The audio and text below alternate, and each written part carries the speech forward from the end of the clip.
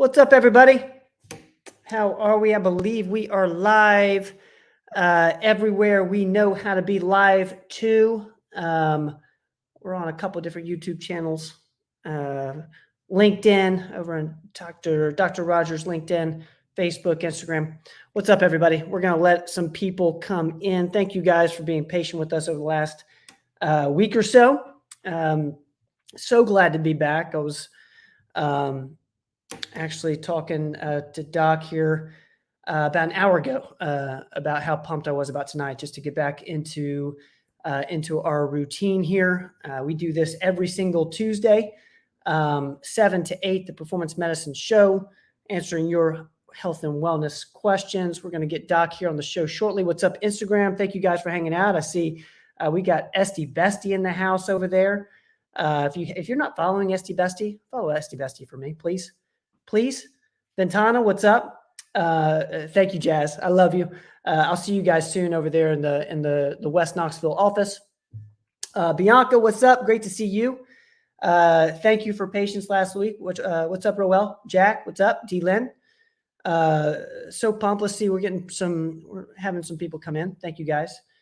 Robin, what's going on? Great to see you. Robin Starve explained this, as well as our nurse practitioner over in the West Knoxville office. Looking forward to being over in that office here soon. Let's see here. Who am I missing? Actually, you know what? Let me go ahead and do this real quick. You guys know we send out the Performance Weekly today, Tuesday around 3 o'clock. Robin's in the house right now, so I'm going to put this up. She explained LP little a, lipoprotein A. We got to make sure we get that parenthesis lowercase a in there. Guys, this was interesting. You guys, this is actually a type of LDL, and it's not great. So is that right, Robin? It's just not that great. But in that episode, she goes over basically who needs to be screened for this, risk factors, how to get those levels down. Thanks, Robin. Watch that episode and you'll see my ignorance shows and Robin's expertise shows. So definitely check that out. Tabitha, what's up? Tabitha's over in our Kingsport office. Can't wait to see you guys soon. I'm going to be over there tomorrow at some point. Grandma Mary, I love you. Happy belated birthday. My grandmother's birthday was last week. So happy birthday. Stan, what's up? I miss you guys too. Really missed the show last week. So glad to be back. And you know what? I'm ready for 2024. We're going to be here Tuesday, 7 to 8. Allison, what's up? Great to see you in here. My brother Steve's in here from shieldnutra.com. What's going on, man? I actually took my Digest Shield before the show. Had a little bite to eat before. So I had to take my Digest Shield. All right, let's get going. I think Doc's ready to roll. Before Doc goes up, we had a really fun episode today with Michael Loomis from Michael Loomis, excuse me. Michael, if you're in here, I apologize. Loomis, personalizing compounded nutrients for freedom to formulate. This was an extremely fun episode. One, we learned a ton about the customization of vitamins. We talk a little bit about the backstory with the Dr. Rogers formulas. As you can see there, they go over quite a few of those vitamins. Dr. Rogers created this with freedom to formulate. So really pumped about that. Guys, definitely check this out. And real quick, those are available online now. We do have our shop open on our website. Shout out to Katie, to Ryan, everybody who's helped out with that. I'm going to put this up. You'll see that at the bottom there. I will keep that up throughout the show, performancemedicine.net/shop. You can find all of our vitamins. We still got to put up. We're going to put up Digest Shield. We're going to put up our stress relief. That's not up there, as well as methylene blue. So those should be up there in the next day or so. Let's see here. What else we have going on the Diabetes Tour Guide. That's my brother right there, Andy Rogers, host of the Diabetes Tour Guide. Goes over devices, goes over. This is actually kind of a fun one for me to watch. It's short. It's about 6 minutes, and as you know, he's had diabetes for 18, 19 years now, and he goes into his bag of devices throughout the years. So it's really fun to kind of see how those devices have improved, the tech has. So shout out to Andy, shout out to the Diabetes Tour Guide. Go check that out if you haven't already. Doc, ready to roll? Let's do it. You got hair and makeup already? Yeah, I've been in the green room. Hair, makeup. You know what? Let me Don't need them. I'm going to ask the question that I know everyone in here is thinking. Is that a turtleneck? Yeah, it is. Do you like that? Yeah, Andy got me that for my birthday, and I love it. It's warm. Are turtlenecks, are they back in? I haven't seen those since. They're back in. Yeah, I haven't seen those since the 90s. Yeah, well, they were popular back in the 60s when I was in elementary school. They were great, man. Everybody loved them. We had these things called Dickies that were a turtleneck, but they only came in the front and the back about that far. So it looked like you had a turtleneck on, but it was just something around your collar. Anybody in here remember Dickies? Dickies. Yeah, nobody's that old. I mean, I doubt anybody is, but if anybody remembers that, I'll be surprised. I love it. I love it. Well, guys, yeah, it's very warm. It's very warm. It's, it's like I'm in England, London or somewhere, with high style, high fashion. Wilson, Tennessee Vol over there on Instagram. I got your question. Thank you so much for that. We're going to get to that in just a second. Guys, if y'all have questions for Doc, go ahead and put it in the comments. Look, it looks like Steve remembers the Dickies. Let's see here. Love me a Dickie. Steve probably does. D. Lynn. Man. Let's see. I know. Look, Rachel over from our Johnson City office loves the turtleneck. Wow. Thank you. Thank you. Maybe this is a new thing. All right, let's get rocking here. We got some questions to ask Deborah. Man, the Dickies are a hit tonight. Yeah, maybe we'll bring those back. All right, what we'll do here, guys, is we're gonna go through a couple questions that came in throughout the weeks. Only a few came in, so we'll get to live questions here shortly. We'll take questions on anything health and wellness tonight. We're ready to answer for you guys. So if you have a question, go ahead and put that in the comments.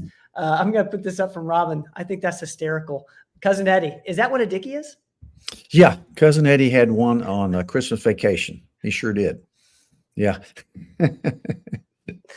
This is not a Dickie. This is just a turtleneck here. So it's a little different, but I doubt they even sell them. I'm going to look that up on Amazon and see if I could actually purchase one. Yep. I love it. I don't see the purpose of them really, but because it literally only fits around your neck. It's almost like a napkin type thing, but then it has the collar, the high collar. So theoretically, I can make this a Dickie. No, you could wear one and look like you had a turtleneck on, but you only had a small piece of clothing on around your neck. That's what it was, but we're going to get to some questions here. This first one's on migraines here. Thoughts on migraines? I have a friend who has had them all the time, and her doctors don't seem to be helping. This is a common topic, and I know a little bit about your suggestions, but I want you to talk about this. What's your thoughts? Yeah, very common. A lot more common in females. A lot of them are hormonally related. A lot of them have other triggers, but it may be headaches in general may be the most common reason for people coming in to see a doctor acutely. And migraines, certainly, they're very underdiagnosed. There's many different types of migraines. Have I done a podcast on migraines? If not, I need to do one. I don't know. I will check though. But if I haven't, I need to do one specifically on migraine headaches because they're vascular headaches, meaning the contraction of your arteries in your brain cause them. And they can have a lot of triggers, anywhere from hormonal fluctuations to a perfume. Stress can cause them, lack of sleep, but Typically they're one-sided. Throb, a lot of times they'll have an aura associated with them, meaning a precursor, like you may start seeing some spots before your eyes, and then a few minutes later, half hour later, you have a full-blown throbbing, nauseating headache that used to put people in bed. I mean, when I first came out of medical school, we used to have to give people Demerol for them and send them home with somebody. And then they came along with some really nice medicines. The first were the triptans that are still used. They're probably still the most commonly used medications. But now we have some new and better ones, because the triptans like Imitrex, Zofran, Maxalt, they help, but in a lot of people they caused them tachycardia, and it could be a little bit dangerous for people with heart disease. So then they came out with Nurtec and Ubrelvy, which is a whole different class of medications that seem to work great. I mean, I hand them out all the time. And I'm sure, but migraines are tough, and there's a lot of things you can do about them. Number one, try to find the trigger, whether it be hormonal, or whether it be a medicine or a vitamin or a supplement, or lack of sleep, or a particular smell. But typically, it depends on how many you get per month. If you're getting 7 to 8 a month, you need a prophylactic medication to try to help prevent them, not just treat them. Because we can treat them with various medications, including the new, not only the triptans, but the new Nurtec, Yep. Ubrelvy type stat medications. There's even a nose spray that works really well for that. Get the acute migraine out of your system. But there's also a lot of prophylactic medications. The first ones we used were really beta blockers, and then we came up with Topamax, which we use for a lot of different things. And now Ubrelvy, and we have other things we can do, like Botox injections. There's once a month shots. The most common one is called Emgality, that you give yourself a once a month subcutaneous shot. Very expensive if your insurance doesn't pay for them, but they tend to help a lot. Sometimes you got to just hit them from all directions. But so there's a lot of ways to go on this. There's many, many things you can do to treat and prevent these things. You don't necessarily have to go to a neurologist either for it. And again, hormones are a huge deal. A lot of times I'll just put people on progesterone, especially teenage girls that they usually come on, hormonal migraines come on in puberty and seem to be pretty bad with teenage females. And a lot of times I'll just put them on a natural progesterone, and it really helps us, especially if it's associated with PMS or, premenstrual. But so there's a ton of stuff you can do. Headache diaries are good, where you write down what you've eaten that day that may have been a trigger. Certain foods can trigger it. How much sleep you got, what time of day it is, are you stressed? If you can do anything, get to the root cause of any disease or affliction, then you should do it. So headache diary, when you go to your doctor, just to see if you can make some sense out of it and get a trigger. But they tend to run in families, no doubt about that. But there's a lot of medications we use. I haven't found any of the vitamins to be super helpful for severe migraines. But they're really pretty common. So if anybody has any cool suggestions on what you can do, I mean, there's all kinds of homeopathic ways to do it too, but I'm not sure for severe headaches if they work as well as the real medications. But interesting.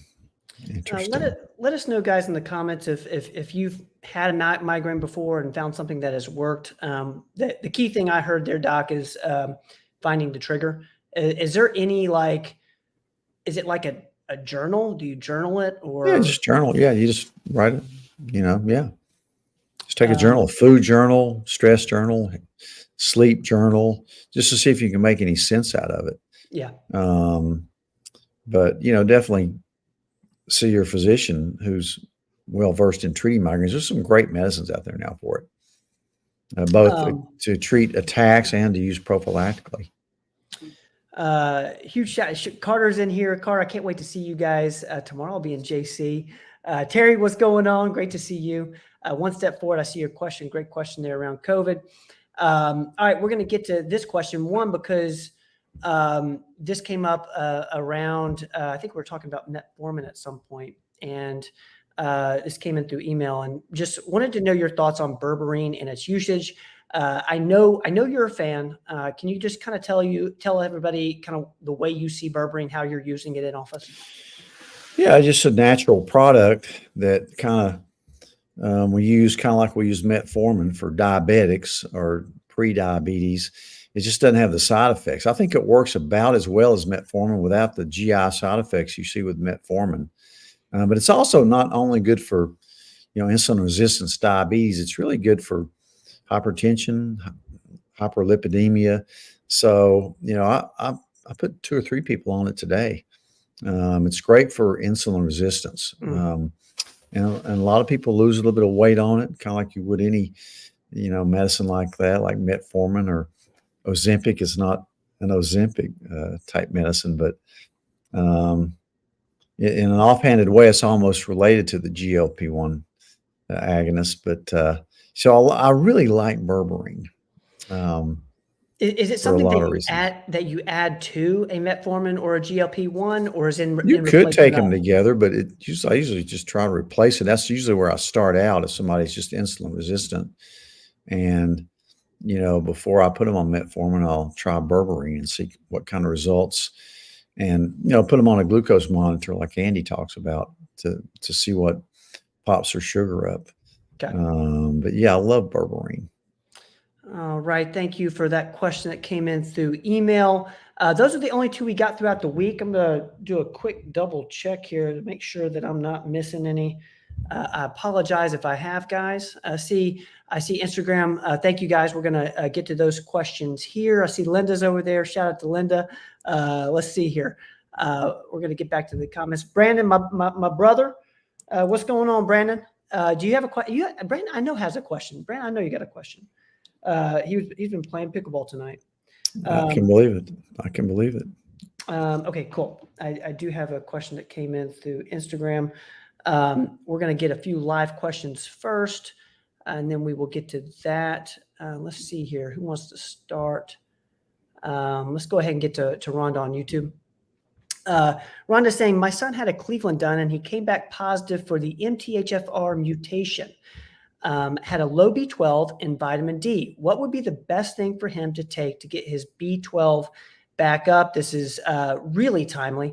One, because, in your podcast episode with Michael, talking about the customized vitamins, the Dr. Rogers formulas, you talk a little bit about the MTHFR mutation with the methyl B vitamins that are in the super vitamin that I know you're super pumped about, and everyone in our offices as well. What's your thoughts here for Rhonda? Yeah, it's very common to have a methylation problem and a mutation on the MTHFR gene. Probably at least a third of people have at least one mutation. A lot of it depends on how I approach it. If which one you have, if it's a 677 TT or the 1298 A or C. So there's several different variances. I'll look at the homocysteine level, and I'll treat that because a lot of times it'll be elevated, which is an inflammatory marker that's important, probably as important or more important than your cholesterol is. But in any event, so it depends on what the homocysteine is. People that have the mutation for MTHFR usually have low B12 and low folate and low B6. So the vitamin D has nothing to do with the MTHFR. So definitely put him on some vitamin D without a doubt. But to get the B12 back up, you just need to start giving him B12 supplementations, methyl B12, not cyanocobalamin, methylcobalamin.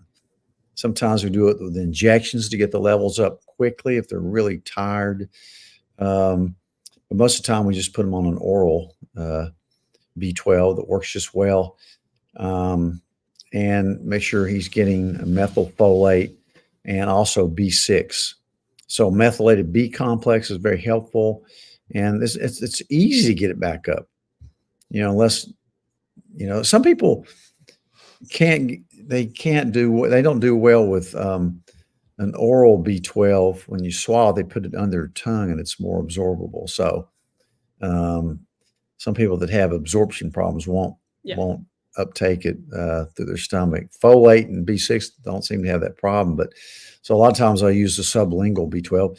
A lot of times I'll pop them with a shot when they first come in and get them going, and then just put them on an oral. But it's easy to get back up. It's not it's a very common mutation that can be treated easily. Just glad you got the Cleveland test done so we could identify it. It'll help his chances for his whole life if he takes these methylated vitamins.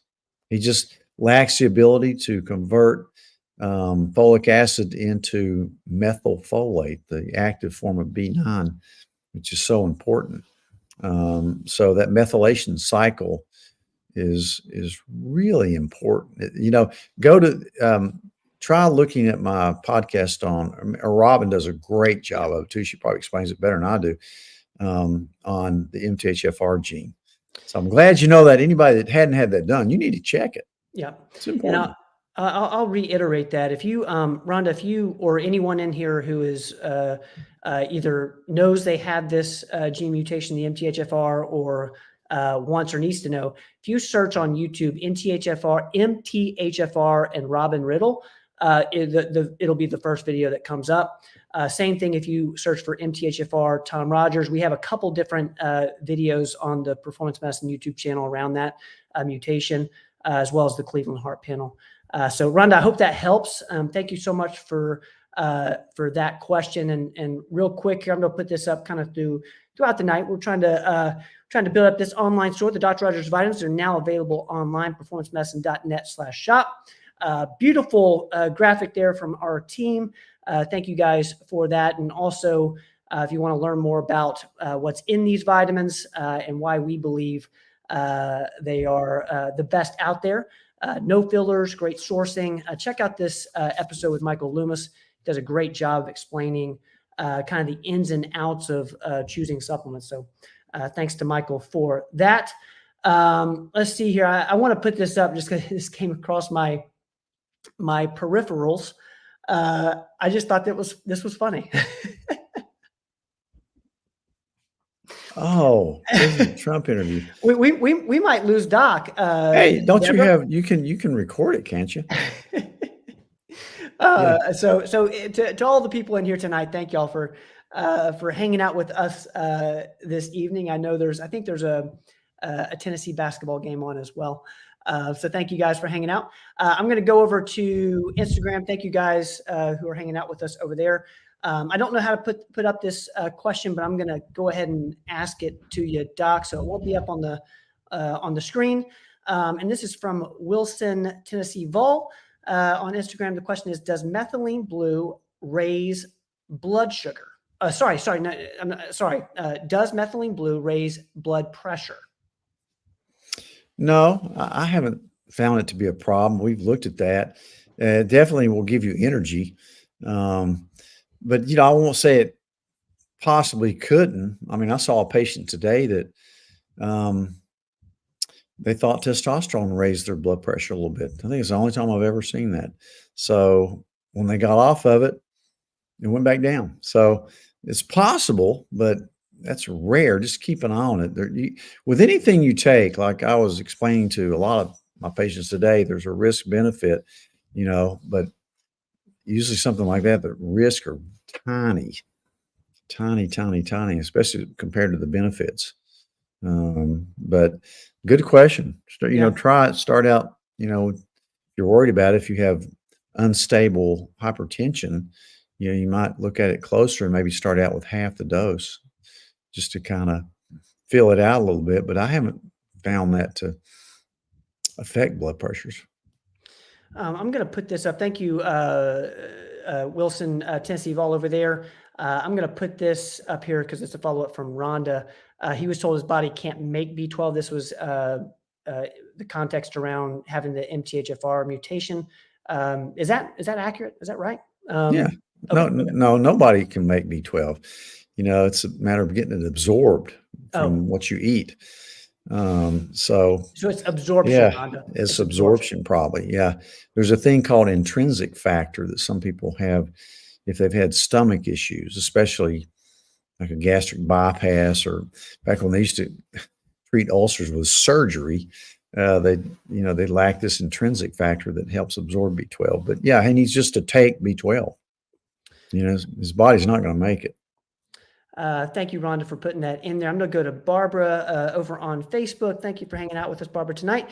Hello, just curious, what type of food do folks eat on a typical day while on Ozempic? Lots of fasting. I know this is a very common question you're getting in office. And before you answer, Doc, if there's anybody in here tonight who's, on Ozempic or one of the GLP-1s and have found something that's really worked well for them, let us know what you're eating, what's working for you. What's your thoughts on this, Doc? I just said, because you're on Ozempic, you either want to lose weight or you're diabetic or pre-diabetic. So low carb, just a low carb diet is the main thing. There's two things I tell everybody that just wants to lose weight. Two things you really need to look at is, one, eat less carbs, eat less in general. You don't need to eat that much. Eat less carbs for sure, and do intermittent fasting. That's just a good way. That's the way our bodies are kind of made. If you want to use your own fat for energy, then you'll do some fasting, and it's really helpful to do a longer fast once every week or so. I think it's great. Last week when we met with Dr. Osborne in Palm Beach, he was on a fasting day. He fasts once a week, and for 24 hours. Maybe not quite that, but pretty close to it. So yeah, fasting is good. Let's put it that way. You don't have to go for days on end, but just intermittent fasting is easy. So, but just eat low carb. Make sure you get plenty of nutritious food, that's not high glycemic. And it's just what I would tell anybody: eat clean, avoid processed foods. Pay attention to what your gut does, how it digests your food. So, eat the meat, but not the bread. Eat vegetables, eat some fruits, just if you have insulin resistance, just avoid the high glycemic fruits like bananas and grapes, and that type of thing. It's a great question, Barbara. Thank you so much for putting that in there. I know a lot of people are thinking the exact same thing. What's a normal day look like? I would add just focusing on the protein. Make sure that because I know there is some muscle loss involved, and we're encouraging people to. Can be. Yeah. So make sure you get your protein in and good fats. Yeah. Thank you, Barbara, for putting that in there. I'm going to go back over to Instagram. We got a great question from Ventana. Great to see you, Ventana.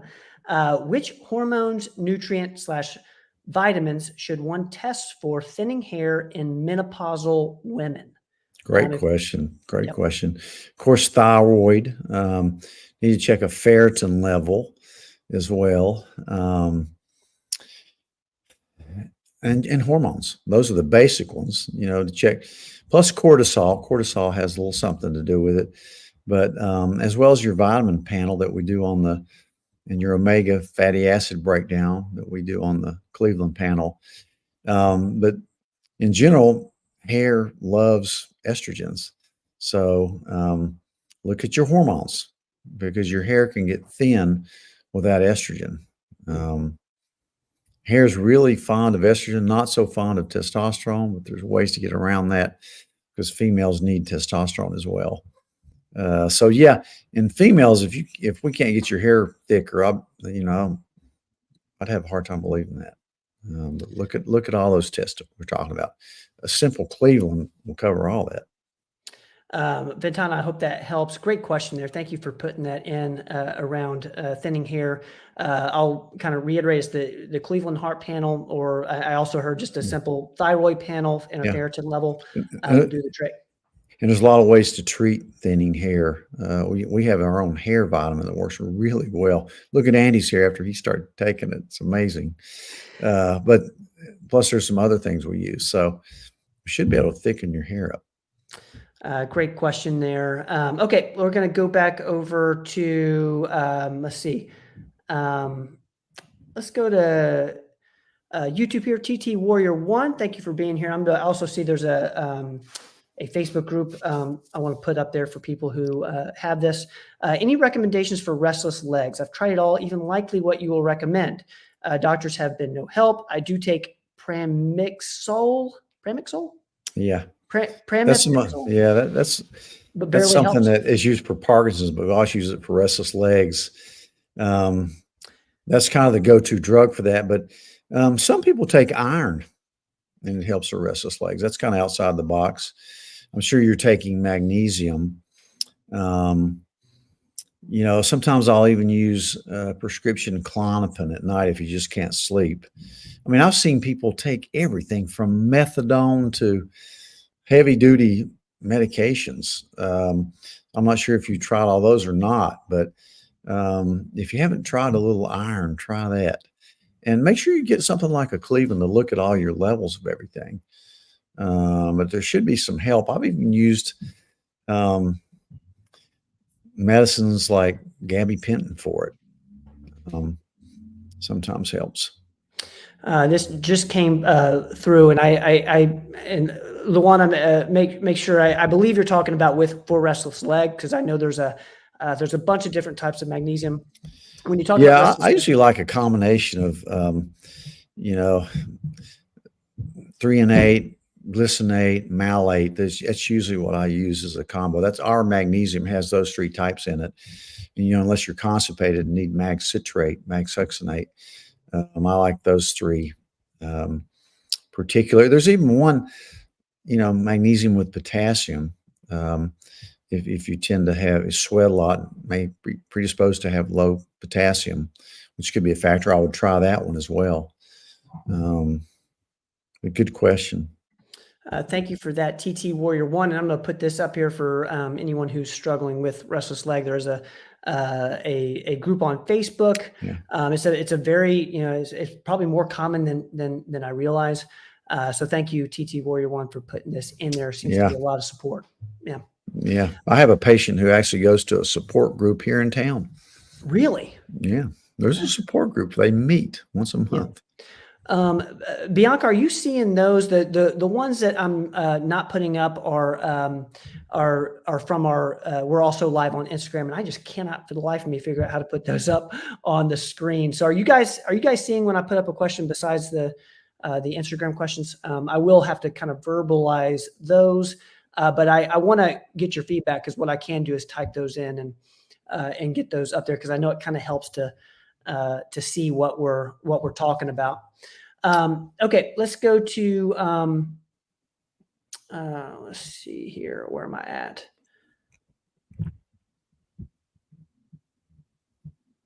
Let's get to my brother Steve here. My friend is losing his long-term memory. Do you still recommend Cognitex, which of course is from Life Extension? Is it good for that? Have you heard of taking galantamine to help with that? What works? What's your thoughts on this, Doc? I can't remember. I knew Steve would find that funny. That was actually, honestly, that was hysterical. That was. Yeah. Ben doesn't think I'm funny. I thought that both Ben and Katie think I have no sense of humor at all. But I thought that was pretty good, at least. That was funny. That was funny. Okay. But usually we see people losing their short-term memory. It's kind of unusual to lose the long-term memory. If that happens, I definitely want to get a neurologic workup, because that's not real typical. Yeah, I like Cognitex. It's a really good, it has pregnenolone, phosphatidylcholine, phosphatidylserine. There's another one that's not in Cognitex, but it's called Bacopa that I like a lot. But yeah, may try it out. It's interesting. His short-term memory is fine, but his long-term, I don't see that quite as much. Yeah, I've heard of taking glanamine with it, but I haven't noticed it to be that helpful. Again, they need a neuro workup to see kind of what's going on. They need an MRI brain just to kind of see, more of what's going on with that, especially if they're having any kind of odd behaviors or anything. Always look at hormone levels too, vitamin levels, gut function. Talking to Steve, gut function is important. Yeah. So you're saying Cognitex would not help for long term? I'm saying it may help, but I'm not sure. Okay.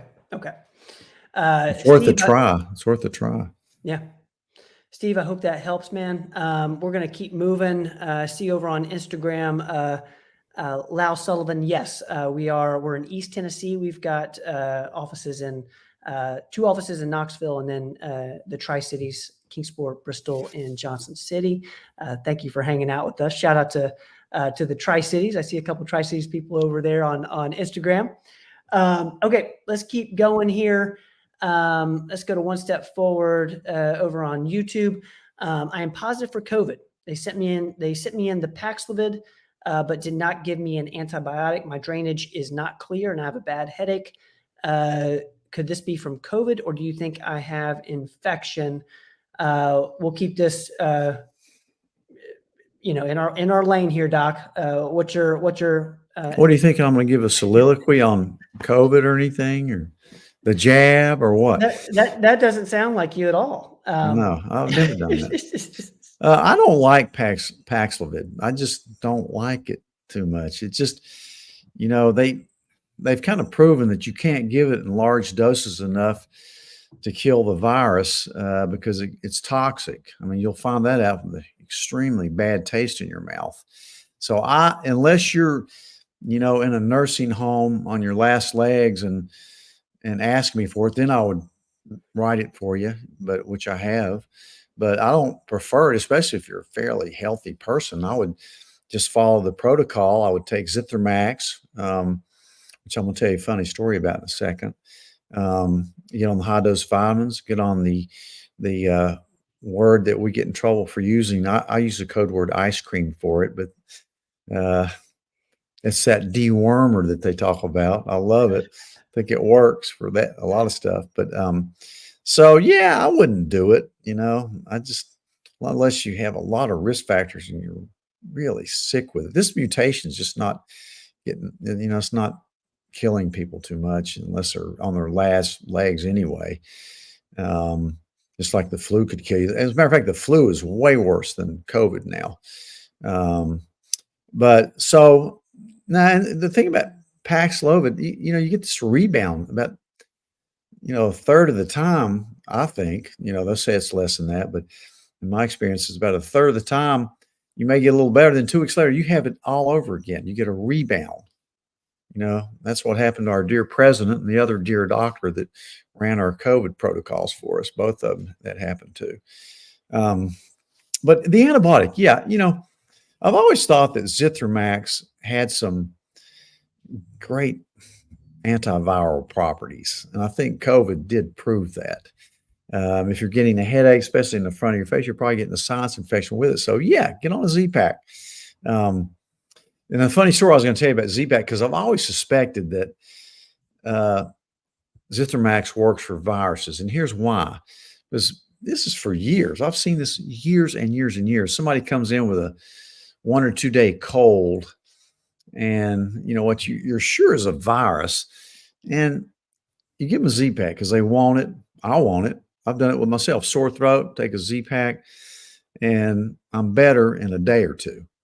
If I don't, a week later, I'll be on a Z-Pak because I've got a rip-roaring sinus infection or bronchitis. So, and I don't worry too much about, there is some antibiotic resistance. I don't worry too much about it. There's other heavy hitters if you need them. But so that's what I would do. And I follow the protocol, the high dose, vitamins, quercetin, that realm of things, look at the protocol. But in any event, this is a funny story about Zithromax. It's a dog story. It has to do with my dog Izzy, who you may see tonight. But anyway, she developed this big wart that kept getting bigger on her gum, right on her gum. And it was very obvious wart. So I told Jenny to take her to the vet. It needs to be cut off, because it's really big. And anyway, so she takes her to the vet, and I come home that night, and I said, "Did they take the wart off Izzy's gum line?" And she says, "No." She gave me she said it was a wart, obviously caused by a virus, and that there's a medicine for it to take. So the vet had called the medicine in, and I went down to the pharmacy and picked it up. It's Zithromax. And I'm going, I wish I'd have known this. I have Zithromax in my office, So it was Zithromax. And I'm thinking, I even told you, I said, there's no way this is going to work for a wart. And but I had it. So, it's once a day for 10 days, one pill, 100 milligrams. So sure enough, it worked. I couldn't believe it. That thing is gone. And I was just dumbfounded. So maybe it's another proof that Zithromax worked for a virus. But isn't that crazy? Has anybody else heard about that? I couldn't believe it. I don't know if it works in human warts or not, but if I get a wart, I'm going to try it. But that was crazy. It was a large wart. I thought there's no way this thing will have to be cut off. If you've tried that with your dogs, let us know. That's the first I've heard of that. But it's gone in 30 days. Gone. I kept looking at it, and it kept getting smaller and smaller and smaller. Even after a week, it was like, man, it's got to be crazy. But anyway, that is wild. True story. One step forward. Thank you so much for that question. Keep us posted on how you're doing. Let's see here. Let's go to Kristen. This is around, I think thyroid. I'm going to read it for you here. On and off trouble going to the bathroom. My arbor from Fran at the JC office is working awesome for all my other ailments, including weight loss. But that's the one thing still bothering me. Tried magnesium citrate, but doesn't always work. Any supplement or suggestions? And I'm going to put this up here from Kristen. This was a problem long before the Armor or anything else. Is magnesium citrate the one you would use for this sort of thing? Okay. Well, yeah, I think I would start there, but certainly we have a supplement called Dr. Schultz's Intestinal Formula #1 that's awesome. Put somebody today on it. And you can, if one doesn't work, go to 2, 3, even 4. I have one person that takes 5. It works perfect. Take it with supper, start with 1, go to 2 if it doesn't work. But I love Dr. Schultz's formula. Okay. Drink a lot of water, exercise, do all the other things. And there's a solution to that. Okay. There's got to be. Kristen, I hope that helps. Dr. Schultz, let's see here. Let's keep going. I think this is one. Oh, cool.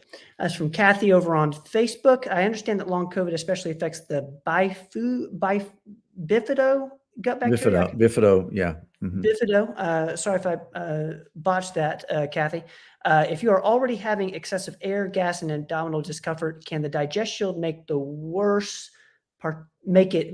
worse, particularly with the other ingredients? Okay. Usually it helps it. I've had maybe one person that said they had more gas with it, but it didn't work for them. But 1 out of thousands. I mean, yeah, because it has digestive enzymes in it. It has lactase to block down dairy, has chitosan, which blocks down lectins and glutens, and it has a great mix of 11 probiotics. It has prebiotics, so that's my go-to, as you know, for the gut. But yeah, I mean, long COVID can really affect your gut bacteria, not just bifido, but lacto, a lot of them.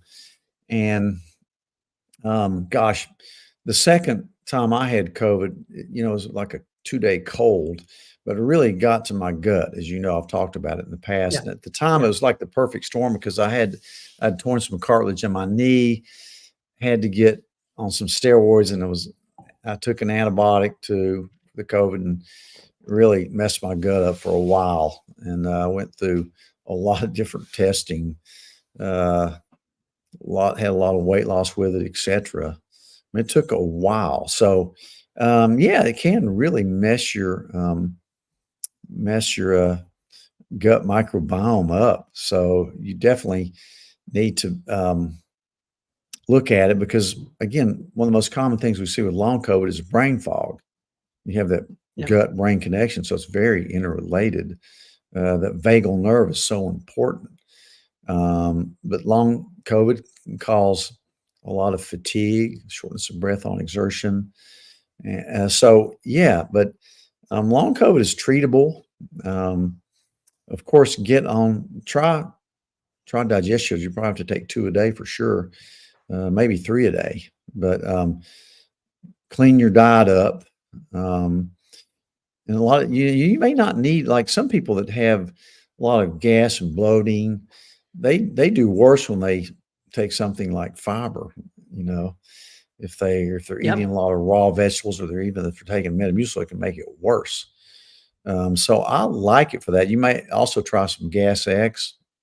That'll help excessive air. Avoid certain foods and beverages that are carbonated. And some people swallow a lot of air too, I find, Yep. because of anxiety. But yeah, certainly could. If you continue to have gut problems, you might want to get a GI map with Robin. But yeah, try it and see what the combination. If it goes on long, you need to get with us and we'll look at your microbiome and see what's going on. You could have SIBO. I think it really, in my case, I think it kicked off a term called microscopic colitis. I'm pretty Yep. sure that's what I had. But ended up having to get a colonoscopy for it, which was normal, but I always say to biopsy it because it's going to look normal, microscopic. But Ben, did you have a question from last week that pertained to gut? Let's go ahead. You told me, because I didn't know how to answer that a couple of weeks ago. What was that? What I'm gonna do is I'm gonna type this in real quick. I'm looking at it. It's from a couple weeks ago, and the question is around what are just type the one word, Akkermansia. Yep. Yeah, just type that one word, because I didn't really know about it. I wasn't versed with it, but if you can type that one word to let everybody know what it is, because it's a gut bacteria. As long as we're talking about it, we'll try to answer that, because I did look it up. And I hope there it I'm is. Okay, spelling that right. You spelled it right, I think. Akkermansia, I guess the way you pronounce it. But yeah, I researched it a little bit, and it is a product. It's a probiotic that some people take.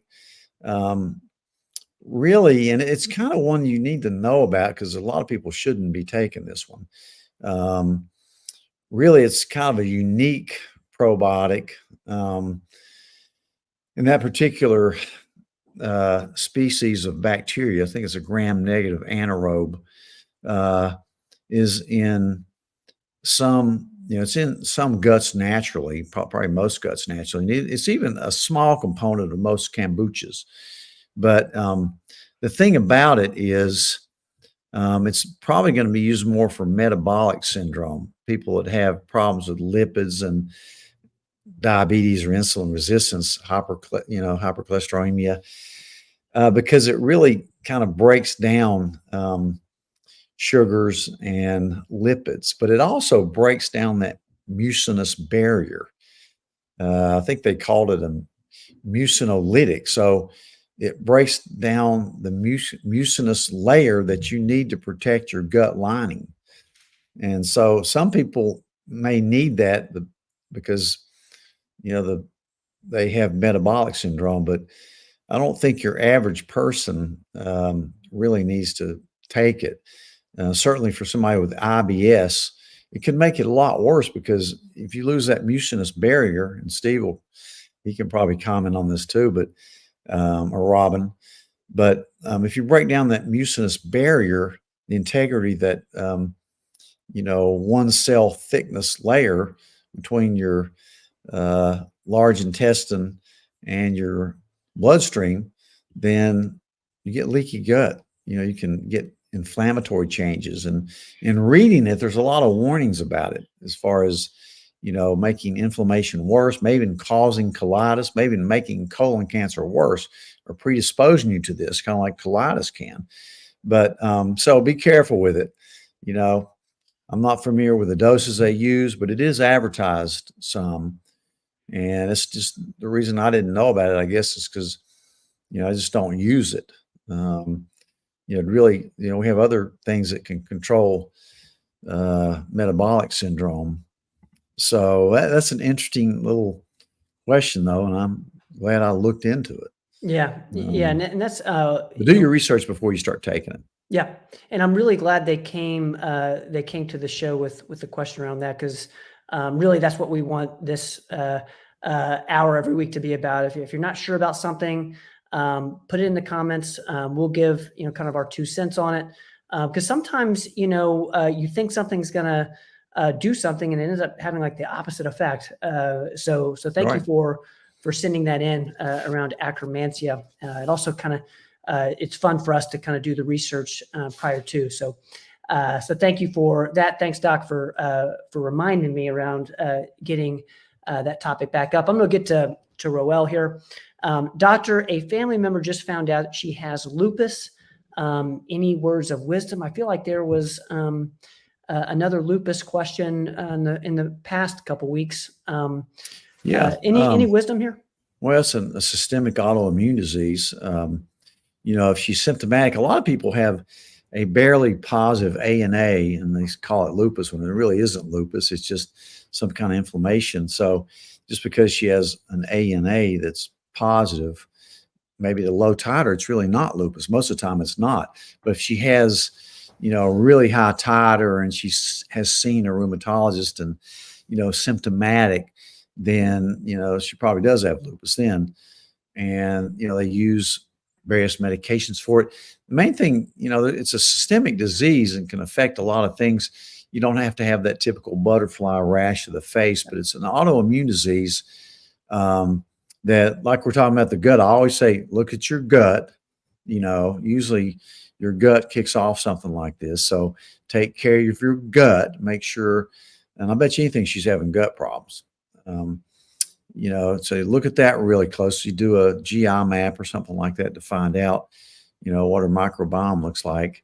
Look at kidney function. Certainly do everything else that you can to tamp down inflammation, because it's an inflammatory disease. It looks like most of these autoimmune diseases. So gut function, great diet, monitor, blood markers, especially looking at kidneys. I don't know if she has any joint involvement or not, but I like low-dose naltrexone. Yeah. Love it. Love low-dose. Have her look that up. Works great. I'll use it a lot for that and lupus. So hopefully she has a mild, maybe case of it. Keep us informed if there's anything else we can advise you on. Because they're using some fancy new medicines for this. And you probably, if she definitely has it, probably ought to be following with a rheumatologist to kind of see. But those are hopefully words of wisdom.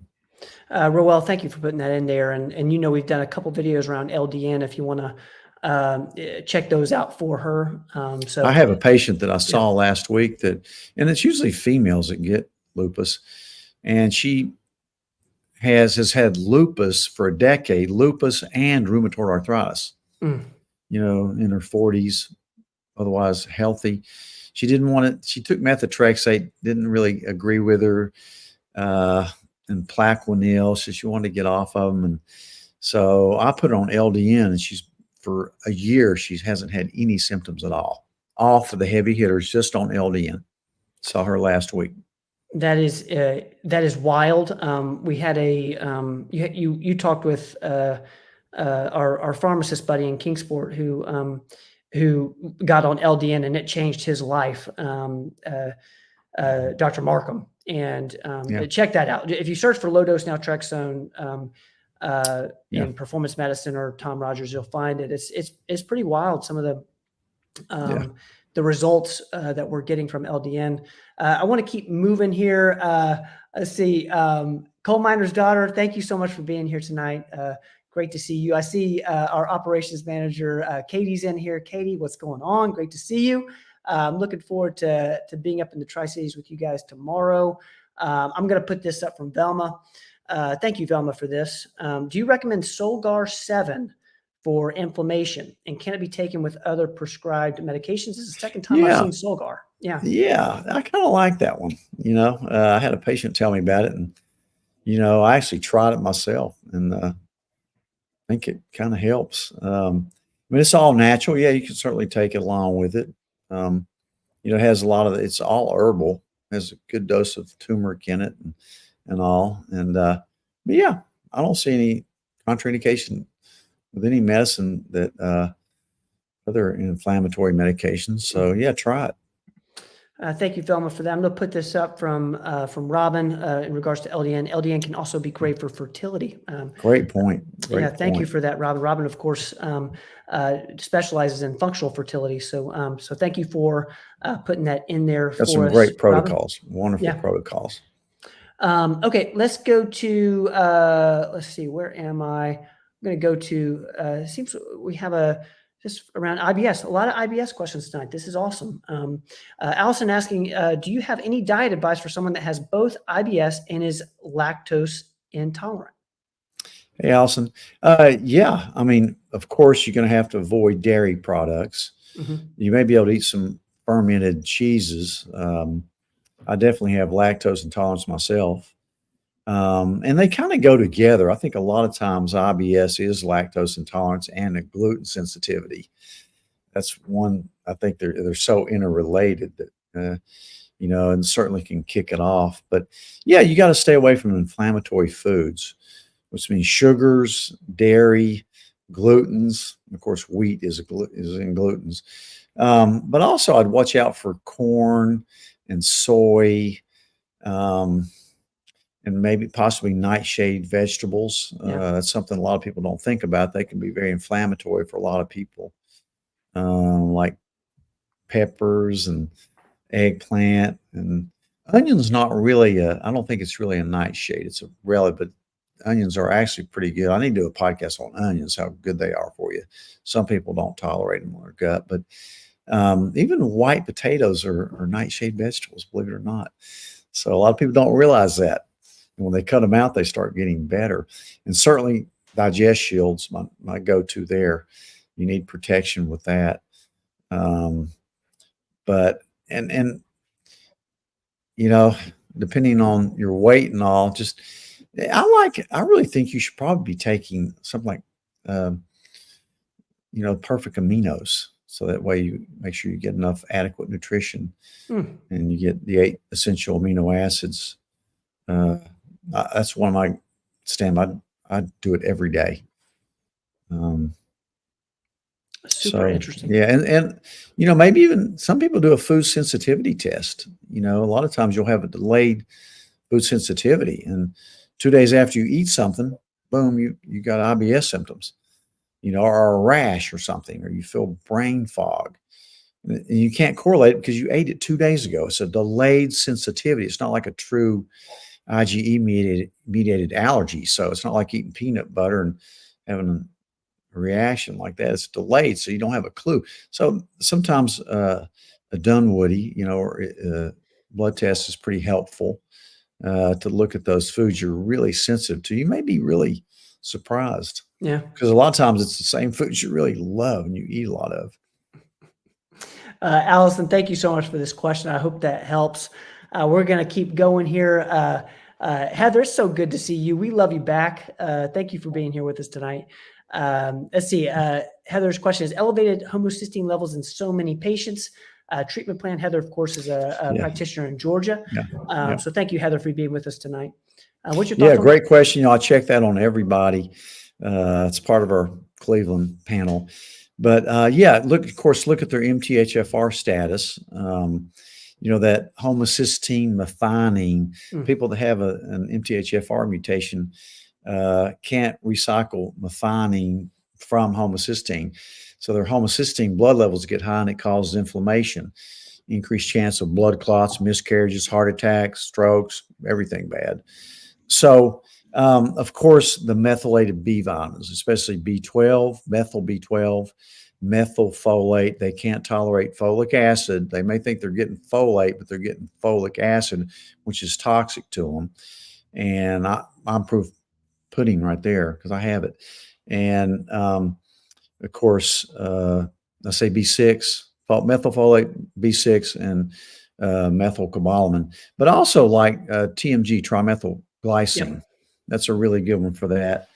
And those are what I usually use, and it usually works. There's some formulations or prescription that you can get that has all of them together, but they tend to be kind of expensive. But Podipen maybe, or one of those. But anyway, those are the main ones, and it may take a little while, 3 months or so to bring it down, but certainly follow it and see how they're doing on that. It's a great question. Thank you, Heather, for putting that in there. Let's get to one. I want to put this stuff from Larry. That's very sweet, Larry. Thank you so much for being here. Hey, Larry. Great Larry, to see. Great guy. Great to see you. We're going to put this up from Roel. Doctor, have you ever used a gammaCore with your patients or used the vagus nerve stimulator like the one sold on Amazon? So this is around the vagus nerve. I haven't used the gammaCore, but Ernie, our physical therapist in our Kingsport office, certainly uses the vagus nerve stimulator. So yeah, I like them. They really work well. They work really well in post-COVID patients. So yeah, I'm all for them. And I don't know, they just stimulate that vagal nerve, which is so important with guts, brains.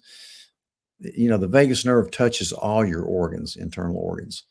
So hopefully we've done a podcast on the vagal nerve, haven't I? No, I need to do one. We have, but I did check. We have not done one on migraines, so our team will we'll write that down. In the pipeline. We need to do that. I'm going to put this up here from Kylie. This is awesome. Thank you for putting this in there. Paxlovid works best with 12,000 mg liposomal vitamin C daily until 2 days after recovery. Thank you for putting that in there. I hope I forget who it was, but we did get a Paxlovid question tonight. So thank you, Kylie, for putting that in there for us. Vitamin C is great. I tell people when they come down with COVID or flu, take a gram of vitamin C every hour while you're awake. Yeah. And you'll start to feel better. Let's go to Lisa here on Facebook. Any suggestions on how to get rid of thyroid nodules and what causes them to develop?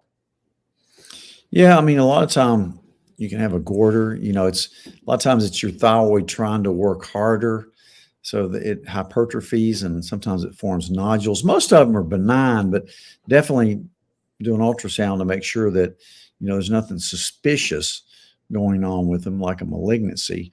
But usually it's inflammation that causes them. A lot of times scarring because the thyroid's trying to work harder, and it's septated, so that's why it tends to form the nodules, kind of like you would form. I would correlate that to cellulite being septated. These fibrous bands separate and they turn into nodules.